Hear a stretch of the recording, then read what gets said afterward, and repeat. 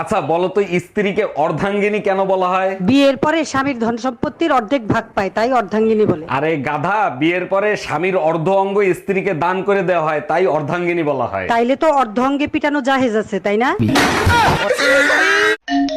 ঠাকুরপো, কখন থেকে তোমার ফোন বাজছে, ফোন ধরো না কেন? ভাবি, আমি গোসল করতে ঢুকছি, তুমি একটু ফোনটা রিসিভ করো না।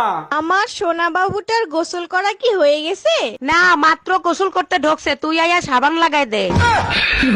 আরে ভাবি, আপনার কম্বলটা তো অনেক সুন্দর, তা কোত্থেকে কিনছেন? আপনার ভাই কিনে আনছে, কয়দিনের জন্য বাইরে যাবে তো তাই। ও আচ্ছা, তা ভাই একা যাচ্ছে, আপনি যাবেন না সাথে?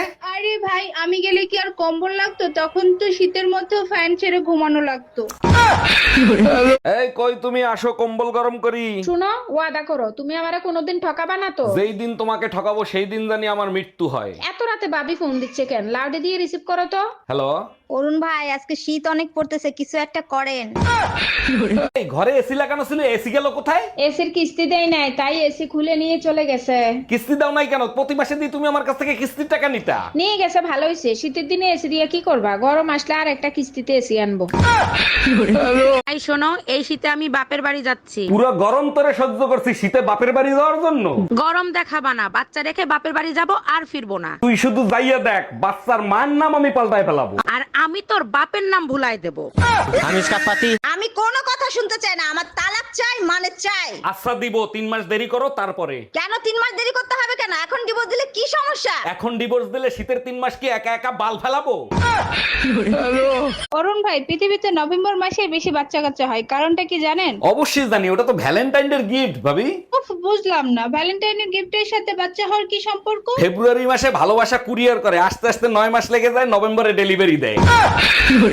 Hello Google. আমি গুগল থেকে সুনামি বলছি, বলেন আপনার কি সেবা করতে পারি? শীত চলে আসছে, পানি ছাড়া গোসল করব কি করে?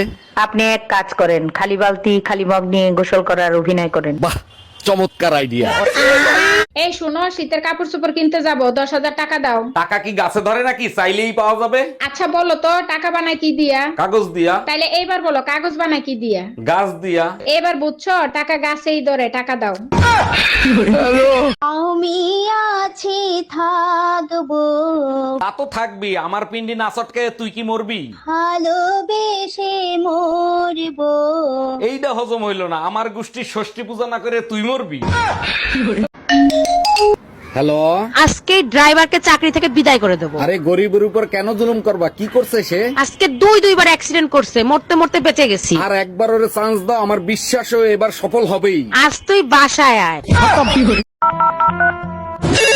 হ্যালো ডাক্তার, 3 দিন ধরে মাথা ব্যথা করতেছে, কোনো ওষুধে কাজ হচ্ছে না, কি করব বলেন তো? আপনি এক কাজ করেন, বউকে কিছুদিনের জন্য বাপের বাড়ি পাঠাই দেন, দেখবেন ঠিক হয়ে গেছে। বেলনের বাড়ি খেলে তোর ডাক্তারও ঠিক হয়ে যাবে, তোর মাথা ব্যথাও ঠিক হয়ে যাবে।